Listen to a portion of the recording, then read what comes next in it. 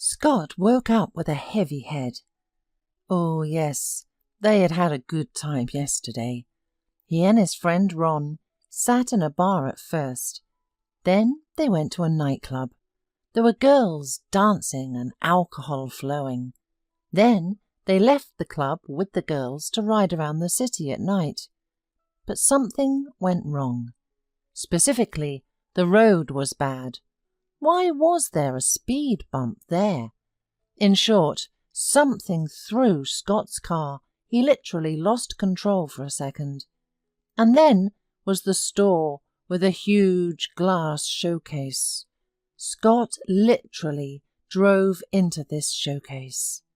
At first, he was even scared, the impact, the sound of broken glass, but then the fright went away. Ron laughed. The girls giggled because panties and bras were artistically arranged on the windshield. They ended up in an expensive lingerie boutique. Then the police arrived. Scott and his friends were taken to the police station. It's unknown how it would have ended if it weren't for his father. He was an important person in the city. The chief prosecutor, judge, and mayor were friends with him, and all because Mr. Brockett had the largest construction business in the city. In short, the father bailed out his son, but nagged him all the way, saying he was a drunk and a lazybones. "Dad, that's enough," Scott said with a stutter. "How much does that showcase cost?" Well, let's pay." "You're going to pay? Have you earned a single penny?" Mr. Brockett got angry. "You're almost 30 and you're still living off me. When are you going to show up at the office? Did I pay for you to study at the college for nothing?" "I'll show up." Scott nodded in agreement and yawned. His father realized that a serious conversation with his son would not work and let him sleep. The next evening, Scott finally came out of his room, rubbing his temples. Mr. Brockett had just returned from work. Seeing his son, he frowned. "Did you just wake up? Good job, Heir." "Dad, forgive me," Scott said with remorse. "I won't do it again." The father smiled and sighed heavily. "Okay, I've paid for the showcase, the damages, and the car will be fixed in a couple of days." "That's great," Scott rejoiced. "Only you do not drive in the near future," added the father. "When you get a job, I'll see you in action, and then I'll decide whether to give you the keys or not." Now Scott sighed. Well, there's nothing he can do. He'll have to obey his father's will. Mr. Brockett raised his son alone from the age of 10, after his wife died from a serious illness. While he was at work, a governess and a housekeeper looked after his son. Mr. Brockett often stayed at work for days, leaving his son in the care of others. As his son entered adolescence, he became rude and insolent, but Mr. Brockett was too busy earning money to pay attention to him. Additionally, his personal life was quite active as well, with one mistress after another. Nonetheless, he always fulfilled his son's desires and believed that providing him with the best of everything was the most important thing. He assumed his son's character would improve with age. So Scott grew up. On his 18th birthday, Scott crashed the first car, which his father had given him. But Mr. Brockett soon bought him a new one. Scott even finished architectural college, but this did not make him any wiser. He preferred drinking, partying, and girls. Mr. Brockett repeatedly tried to involve Scott in his business, but he always found excuses not to work. Why bother? He had plenty of his father's money. But Mr. Brockett wanted to pass on his business to him. He believed that if he persisted in pulling Scott into business, soon he would become his right hand. After the incident with the lingerie store, Scott finally got a job, as promised to his father. He enjoyed the office, especially because there were many beautiful girls. Diane, his father's current mistress and the secretary, was particularly appealing to him. Scott wouldn't mind stealing her away from him. However, Diane was not foolish and knew who was in charge. She wouldn't leave Mr. Brockett for his spoiled son. One day, Scott entered his father's reception area, sat in a chair, put his feet on the table and stared at Diane, who was handling correspondence. He carefully studied the deep neckline of her blouse. "Listen, Diane, don't you want to have a glass of wine tonight, in a romantic setting?" he asked casually. "I don't want to," Diane smiled. "Aren't you afraid that I'll tell him that you're pestering me? Then you'll get out of here, and you'll go from being loved to being dumped," laughed Scott. "Don't forget I'm his only son, his hope and support." He wanted to say something else, but the door to the reception opened, and a pretty blonde girl in a cleaning lady's uniform peeked in. "Diane, I didn't water your flowers today. Can I do it now?" she asked. "Oh, let's do it later. I'm finishing my work now. I don't want to be distracted." Diane shook her head. "Okay, no problem." The girl smiled and disappeared behind the door. Scott looked at Diane in surprise. "I don't understand. Do we have a new cleaner? Where did that old lady go?" he asked Diane. "Helena got sick. Jody is here temporarily." "So her name is Jody," Scott said dreamily.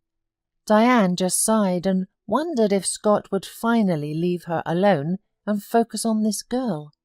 Why not? Jody is simple, clearly not smart.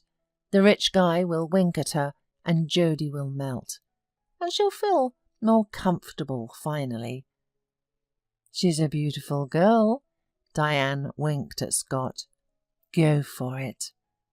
"I'm not interested in cleaners," grinned Scott. But Jody had clearly caught his interest. That same day, he called her to his cabinet. "Why is there dust on my windowsills?" he asked the girl sternly. She raised her eyebrows in surprise. "That's impossible. I cleaned everything today." She then ran her finger along the windowsill, which was perfectly clean. "Really?" Scott said as if he was surprised, and after a pause, he laughed. "Okay, Jody, relax. I just called you here because you're such a beautiful girl. I'm impressed. Maybe we can go out tonight. I know a great restaurant." "No, sorry," Jody replied dryly. "I have other things to do tonight." And she left the office. Scott just sneered contemptuously. How dare some cleaner refuse him? He'll have her in his bed in no time, just for the sport of it. In the following days he kept making suggestive comments to Jody and winking at her when they met, but she pretended not to notice this pampered son of a rich daddy. One day a funny incident occurred. Scott walked into his office and suddenly started yelling, and everyone rushed over. It turned out there was a small spider sitting on his chair. "Get rid of it right now," he shouted at Jody. "You've let dust with spiders in here." The girl immediately removed the spider and silently left the office. "Don't worry," Diane winked at her. "As Scott is just terrified of spiders since childhood. That's why he freaked out." Jody smiled. He was so self-confident, but he was afraid of a spider. Scott did not calm down and continued to pursue Jody. Another day, he sort of accidentally touched her on the bottom of her back. The girl turned around and slapped him hard in the face. Everyone in the office who saw it froze. "That's it," Diane thought. "We need to find another cleaner. He'll do everything to get rid of Jody. But Scott rubbed his cheek and whispered to Jody, "Big mistake. You'll regret it." Then he smiled and cheerfully addressed the stunned employees. "Why aren't we working? Everyone back to their places." "He's the owner's son. Therefore he has the right to give orders," he thought to himself smugly. Since that day he harboured anger towards Jody. Simply firing her was not in his plans. He thought about how to get revenge on the uncommunicative girl. Of course Mr. Brockett was not aware of his son's behaviour. He decided not to delve into it. His son went to work, and thank God. One day Jody was cleaning Mr. Brockett's office while he was away. It was already evening, and Diane was finishing up a document, rushing. Scott peeked into his father's office and saw Jody bent over, wiping the legs of the chairs. Scott assessed her from behind. Suddenly Diane called out to him, and hearing her voice, Jody turned around and blushed. It was Scott again. "Diane, you can go," Scott commanded, walked into the office and firmly closed the door behind him. He walked on the freshly cleaned floor and plopped into his father's chair, silently watching Jody. She kept working silently with the mop. "So, you don't like me?" Scott asked quietly, squinting and looking at the girl, and then his gaze slid to the side. There was a huge vase standing by the wall. His father had bought it several years ago at some auction in London. The vase was expensive. Scott approached it and turned to Jody. "Why aren't you talking? Don't you like me?" "No," she snapped. "Well, then don't get offended." He laughed. The next moment he took the vase in his hands and smashed it with all his might on the floor. The sound of glass ringing could be heard, and the shards scattered in different directions. "What have you done?" exclaimed Jody. But suddenly Scott blushed, even clenched his fists in anger, and yelled in a bad voice, "Why did you break the vase? Who asked you to touch it with your clumsy hands?" Jody, hearing this, even recoiled, then froze. She couldn't find words to say because of such blatant lies. Diane and a couple of other employees rushed into the office. Scott emotionally told them that the cleaning lady wiped the vase, then dropped it. "I asked her not to touch it. It cost millions," Scott said, choking with anger, "and this fool climbed with her rag." "Scott, you're lying!" Suddenly Jody said clearly and loudly, "You broke it yourself in front of my eyes." "What?" Scott roared. "How dare you accuse me? Who are you? Call the police right now. Let them draw up a report on the damage. I saw her do it on purpose." But Diane convinced her not to involve the police in the matter. Let Mr. Brockett decide for himself. Soon he appeared in the office. Upon seeing the fragments of the vase, his hands trembled. "What is this?" he exclaimed. "I paid a tidy sum for the broken showcase of the store, and then a vase, which costs me as much as a new car." Scott immediately told his version of events, and Jody tried in vain to convince the boss that she was not involved. "I believe my son," said Mr. Brockett dryly. "It's too late already. We will deal with everything tomorrow." At home, Scott stated that Jody was careless in her duties and that many in the office were talking about it.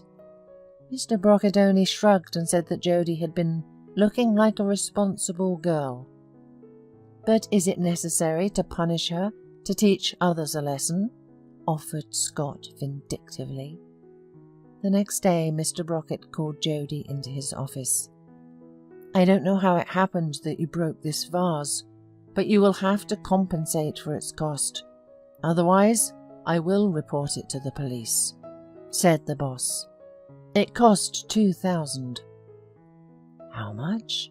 Jody turned pale. But I'm not guilty. I didn't break it. I've heard that already, Mr. Brockett interrupted her, and that my son broke it. But Scott also said to me that you chased him the last days, and you were careless about your duties. Many say that. That's not true, Jody cried. I don't want to hear anything, said the boss. Go! I give you a month to find the necessary amount, and you're fired. Shocked, Jody left the boss's cabinet. What did he say? Diane looked at her questioningly. I owe money, Jody whispered, for a vase that I didn't even touch, and also Mr. Brockett said that many people were not satisfied with my work. Diane, are you too? Jody, I'm sorry, but here everyone is for themselves. The secretary lowered her eyes. Jody realized that she would not find the truth here. The girl left the office, sat on a bench and cried. Mr. Brockett is a good person, but why does he believe his scoundrel son? However, what else could it be? Blood is thicker than water. And everything had not been going well for her lately. Her mother is sick in a distant village, and there is not enough money all the time. Soon she will have to pay for her studies. She had thought she would save up the required amount with a part-time job, but now she even owed. The girl sighed heavily. What should she do now? For these rich people, 2,000 is not a large sum, but she understood why all this had happened. Scott just decided to destroy her because she refused him. Unfortunately, Mr. Brockett didn't want to listen. Jody walked along the sidewalk, lost in her thoughts. Hey, clumsy cleaner, she heard from the car that stopped next to her. Scott looked out of the window. Why are you so sad? Are you thinking about money? Jody didn't answer him and walked as if she didn't notice, while Scott drove slowly next to her. Clumsy girl, I can help, he shouted. Come to the hotel room tonight and we will make a deal. Suddenly, Jody stopped and looked closely at Scott. Make a deal, she asked thoughtfully. Exactly, licking his lips, Scott said, and his eyes gleamed in anticipation of a close trophy. I'll be there, Jody suddenly agreed. What room and hotel? Scott said he was waiting for her at the Central Hotel in the city at 7 o'clock in the evening. Get ready, he winked at her. You will have to try hard to make up for your guilt. Jody shuddered with disgust inside, but smiled in response. Scott laughed and drove away in his expensive car. As Jody walked through the city, deep in thought, a plan ripened in her mind. At exactly 7 o'clock, there was a knock on the door of the room where Scott had comfortably settled on the double bed. He lazily got up and went to the door, carelessly tying his robe. Ah, you're here, he drawled upon seeing Jody. Come in, undress. Why are you standing there for? Take off your skirt, your sweater, whatever else you've got on. Oh my God, how are you dressed? Where do they sell such rags? At the store, Jody calmly replied. Can I use the bathroom? I'll be quick. Well, go ahead, grumbled Scott. What's that bag you're carrying? In Jody's hands was a small travel bag. There's a surprise in there, the girl smiled. I promise you'll like it. Okay, go ahead, I'm waiting for you, smirked Scott. Jody emerged from the bathroom a couple of minutes later as promised. She held her hands behind her back. Scott was laying on the bed, his robe open. The girl blushed slightly at the sight of his naked body. He raised his eyebrows. "Why are you still in your clothes? And what are you hiding behind your back?" "It's my surprise," Jody calmly replied. In the next second, the girl stretched her hands forward. In her palms sat a huge spider. Hairy, black, it was slightly moving its scary legs. "What is this?" Scott whispered, turning pale. "Take it away."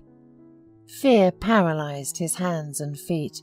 Cold, sticky sweat appeared on his forehead. Yet Scott had been afraid of spiders since childhood. He had even undergone treatment for arachnophobia, but it didn't help much. "Of course, dear," Jody smiled. "But first, you'll tell me everything on camera." "What do I say?"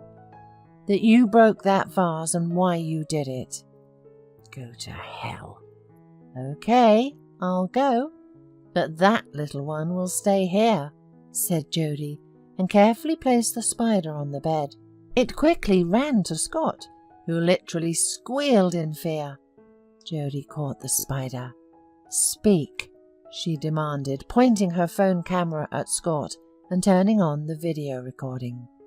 She held the spider in one hand, the phone in the other. "Oh, please, tie your robe."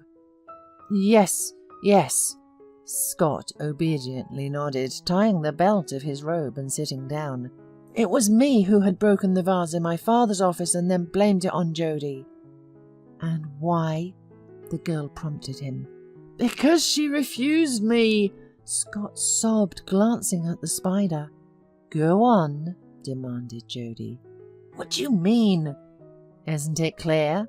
Tell me why you called me to the hotel," said the girl, and brought the spider closer to Scott. Scott got angry, but looking at the spider, he spoke more calmly. "I wanted to teach you a proper behavior. No one has ever refused me." "So who should pay for the vase?" "Me."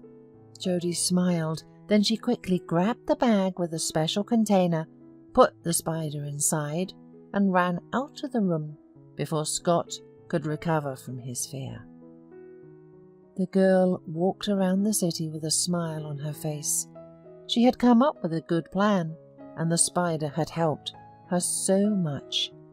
Yesterday she managed to take Blade unnoticed. Blade was a huge spider, but one that only looked scary on the outside, but was actually kind, affectionate, and non-poisonous. With his help, she had skillfully extracted a confession from an arrogant rich guy.